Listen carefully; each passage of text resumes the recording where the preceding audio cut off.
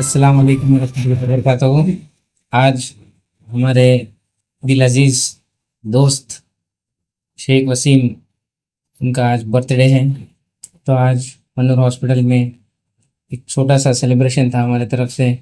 जो हमारे चाहने वाले हॉस्पिटल के लोग, जो वसीम को सिर्फ एक सोशल मीडिया के एक जर्नलिस्ट के तौर पे नहीं देखा जाता, एक सोशल वर्कर, क्योंकि बहुत सारे पेशेंट को वो खुद लेके आके जो है ना, बहुत अपने दिल से जो तकलीफ़ होती है पेशेंट को, जो चाहे वो अ, एक स्लम से हो या फिर जो लोग जिसका कोई नहीं होता, वैसे लोगों को खुद लेके आके करते हैं। बहुत पहले से देखे हैं। तो आज वही चीज़ जो है ना, उनके और हमारे बीच में एक रिश्ता आज बनाया हुआ है, मैं बोलना चाहता हूँ।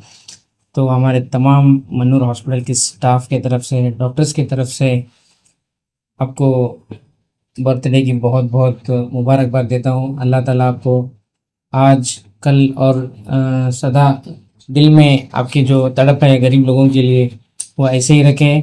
और जो गुलबर्गा के रविश कुमार जाने जाते हैं, वो ऐसे ही जाने जाए और खुद अपना एक पहचान आप बना रहे हैं। अल्लाह ताला इसको जो है ना और आगे बढ़ाने के लिए आपको हिम्मत दें।